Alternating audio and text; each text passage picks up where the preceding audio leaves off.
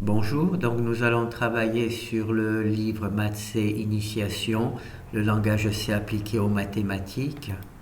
C'est un Wikibook que vous pouvez avoir chez Wikibook. Nous sommes dans le chapitre Les bases du C et de Genoplot. Alors, on a vu la boucle for précédemment. Bon, maintenant on va s'attaquer au chapitre Les fonctions. Alors, installez les fichiers H du sommaire dans votre répertoire. Donc, dans le sommaire, nous avons les fichiers H qu'on a installés lors de la première vidéo. Et là, on a un nouveau fichier H.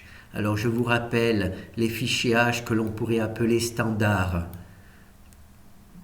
personnel, puisqu'il y a les fichiers H standard du langage C.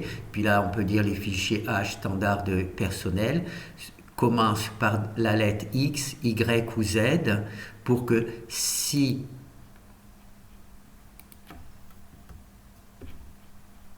voilà, ça c'est mon répertoire de travail, si on regarde dans le répertoire du travail, ces fichiers sont en bas de la liste, d'accord?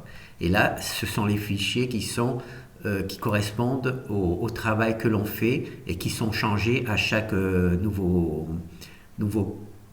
programme que l'on étudie. Par contre, là, ces fichiers standards personnels, puisque ce n'est pas les fichiers du langage C, mais c'est mes fichiers standards personnels pour moi, où il y a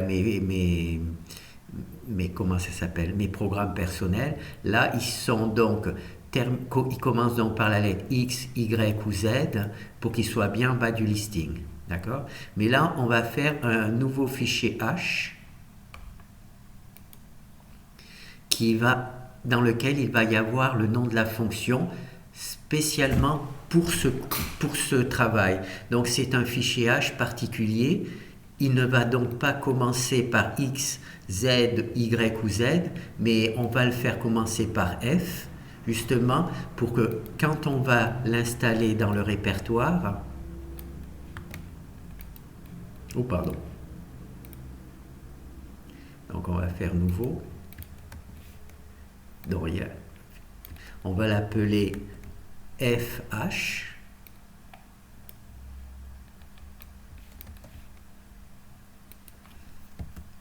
Dans notre répertoire C où il y a justement les fichiers. Et là, on va voir que le fichier FH, il est en correspondance avec les fichiers qui correspondent au travail que l'on fait. Il ne se mélange pas avec les fichiers H standard. C'est pour ça que les fichiers H standard commencent par X ou Y ou Z et les fichiers H qui ont un rapport direct avec le programme sur lequel on travaille, ils commencent en règle générale par F. Ça peut être G ou H, mais ce n'est ni X, ni Y, ni Z. Voilà. Et ça, c'est pour tous mes travaux, tous mes fonctions standards, tous les fichiers dans lesquels il y a mes fonctions standards, c'est-à-dire que, pas les fonctions standards du C, mais des fonctions qui sont destinées à être utilisées par plusieurs programmes, commencent toujours par X, Y ou Z. D'accord? Ça peut être V, W, X, Y ou Z, mais toujours des lettres comme ça. Les fichiers C en règle générale commencent toujours par C, C01, C02, C03, et les fichiers H qui correspondent à un travail particulier, c'est en règle générale F, mais ça peut être G et H. Alors là, donc, on a installé notre fichier H, FH, donc c'est là qu'il va y avoir la fonction. Alors, notre fonction, c'est une fonction mathématique. Alors, elle est matérialisée ici de manière plus lisible par une chaîne de caractères. Alors, c'est x au carré, d'accord, multiplié par 2x moins 3. Alors, cette chaîne de caractères, normalement, est écrite de telle manière qu'elle pourra être utilisée dans Genoplot. Normalement, si on recopie cette chaîne de caractères dans le comment ça s'appelle, dans l'écran Genoplot, alors Genoplot,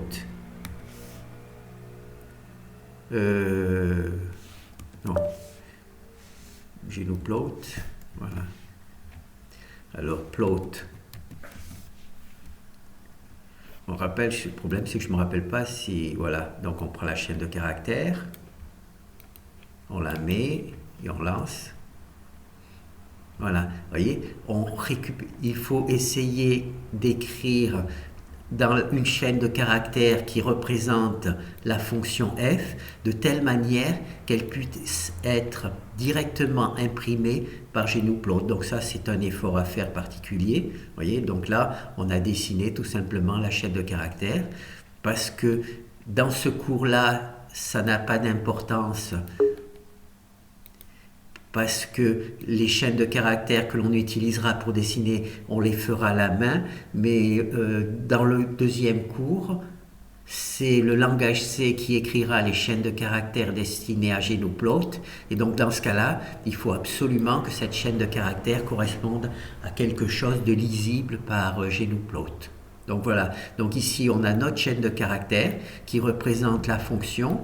Cette chaîne de caractères va pouvoir être visualisée dans GNU-plot et en même temps elle peut être visualisée comme on va le voir dans notre programme. Alors donc là c'est alors f, notre première fonction mathématique.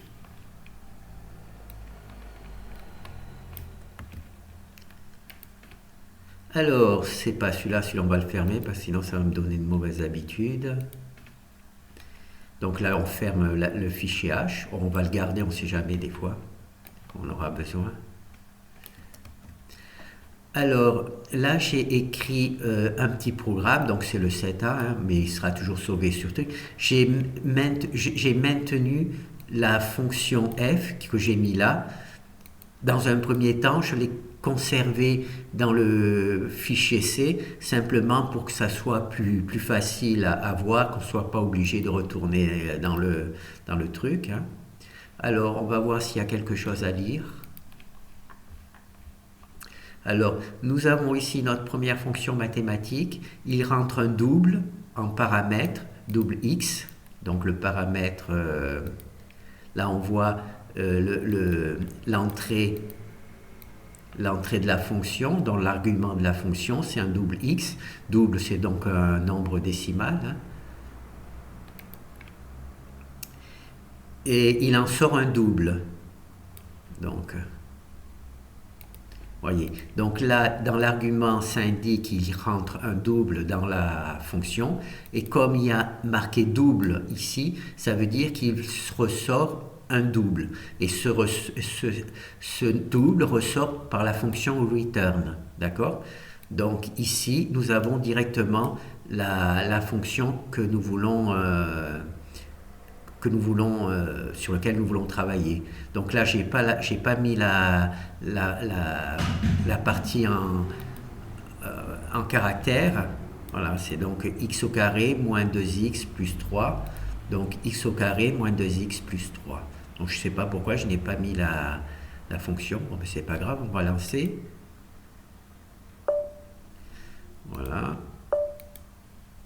Voilà, donc là on a calculé f de 1, puis après f de 2, puis f de 3. Donc vous voyez là, je n'ai pas mis, j'ai peut-être fait exprès, mais sans m'en rendre compte, je n'ai pas mis la chaîne de caractères, ce qui fait qu'on ne sait pas vraiment.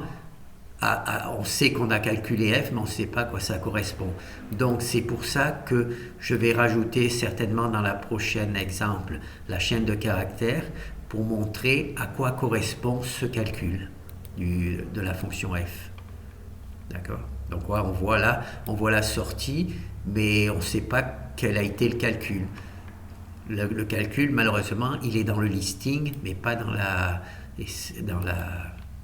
sortie. Donc la chaîne de caractères, c'est bien. Là, c'est le même listing, simplement avec la chaîne de caractères en plus. Voilà. Donc là, on a mis donc il y a notre fonction qui est toujours dans le fichier C, donc on ne fait pas encore appel au fichier FH, donc on a conservé. Et là, on a notre chaîne de caractères. Et on va naturellement imprimer cette chaîne de caractères. Alors, pour imprimer pour imprimer un double, on utilise F pour float. Float, c'est, je crois que c'est nombre à virgule, donc là c'est F float. Et là, pour chaîne de caractères, c'est string. String, c'est chaîne en anglais, donc c'est S. Donc FQ, F équation, j'ai voulu marquer F équation, donc si la fonction s'appelait G, j'aurais marqué G équation, d'accord? Là, donc c'est F, l'équation de F. Donc c'est la chaîne de caractères qui va être imprimée ici, d'accord? Alors on va tout simplement voir. Voilà. Donc là, on a fait les calculs et par rapport à l'exemple précédent, cette fois-ci, on a la chaîne de caractères, donc on peut vérifier. Donc quand f est égal à 1, x, 1 au carré, ça fait 1, moins 2x, ça fait moins 2, plus 3, ça fait donc bien 2. D'accord? Puisque là, ça fait 1, moins 2, ça fait moins 1, moins 1 plus 3, ça fait 1. Ça fait 2. Voilà. D'accord? Et puis là, je ne vais pas vous faire le calcul de ça parce que ça sera un peu plus compliqué. Voilà.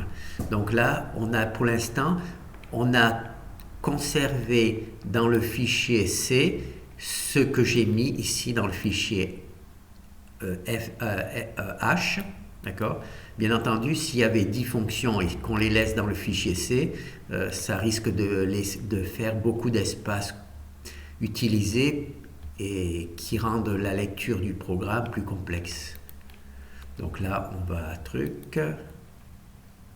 Voilà, donc là maintenant, on a introduit le fichier H.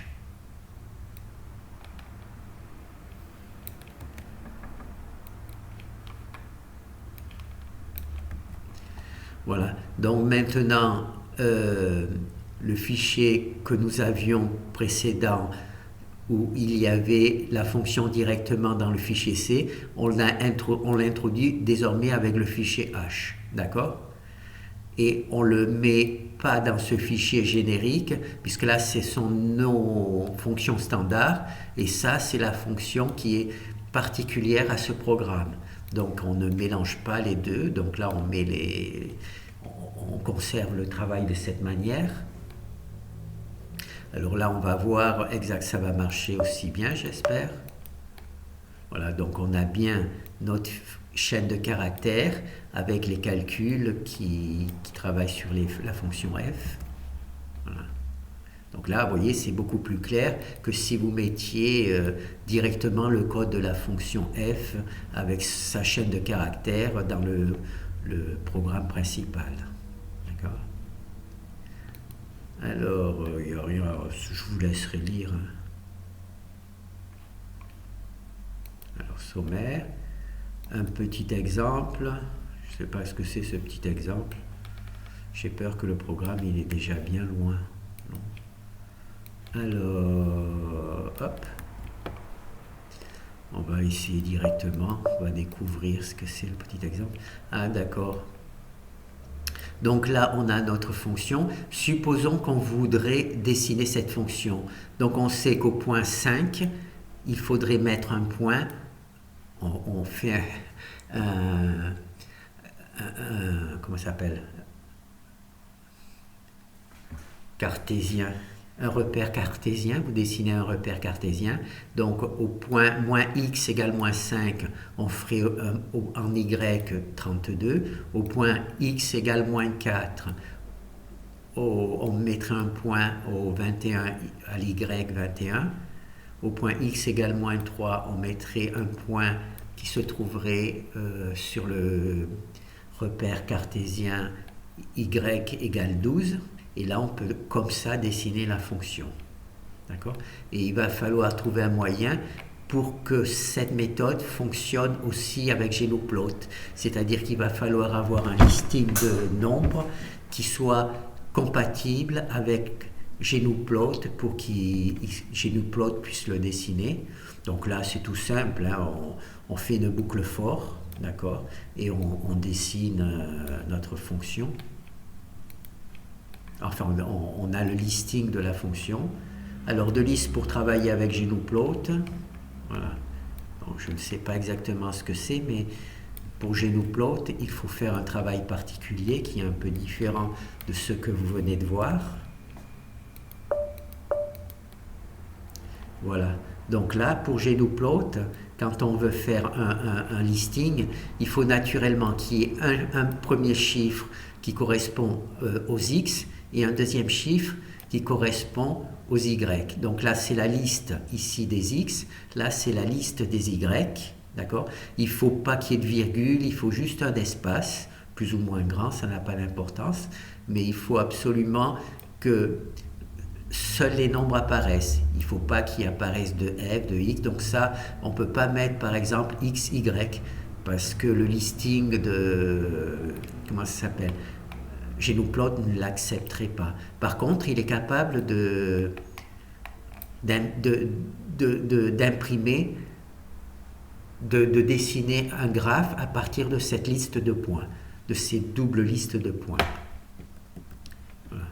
Donc ça, c'est important, hein. C'est ce que nous allons faire quand nous voulons dessiner des fonctions à partir d'une liste de points. Ça nous arrivera de temps en temps.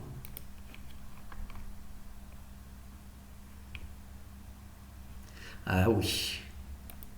Alors là, vous avez vu, je n'ai pas utilisé le fichier H. Pourquoi? Parce que là, je veux une liste de points, d'accord? Et donc, si je voulais, si j'avais un fichier H, il faudrait que je retourne sur ce fichier et que je revalide de ce côté, d'accord? Alors, quand je veux dessiner une fonction, c'est un truc exceptionnel. Je n'ai pas besoin de la partie chaîne caractère, donc j'ai juste la fonction. C'est la manière dont je m'y prends. Et j'introduis cette fonction dans le fichier principal pour pouvoir facilement modifier. D'accord? Si maintenant je veux faire 2x à la place de sinus à la truc, voilà. Comme ça, j'ai modifié directement. Donc, quand je veux faire comme ça une liste pour GNUplot, la fonction, je la laisse dans le fichier C. Par contre, quand je fais un travail générique, comme j'ai vu précédemment, là, je le mets dans le fichier H, d'accord? Pour qu'il y ait la fonction, pour que le listing C soit le plus petit possible. Donc, pour dessiner les fonctions, pour dessiner nos fonctions avec GNUplot, il faudra donner deux listes de nombres, une liste pour les x, une liste pour les f. La fonction f est dans le fichier principal, pourra pouvoir être modifiée plus facilement. Voilà, c'est ça. D'accord? Et bien, on a vu tout ça, ben c'est bon, hein. Et là, dans la deuxième partie, nous allons justement dessiner cette liste de nombres pour voir comment cela fonctionne. Bon, ben là, on a terminé pour le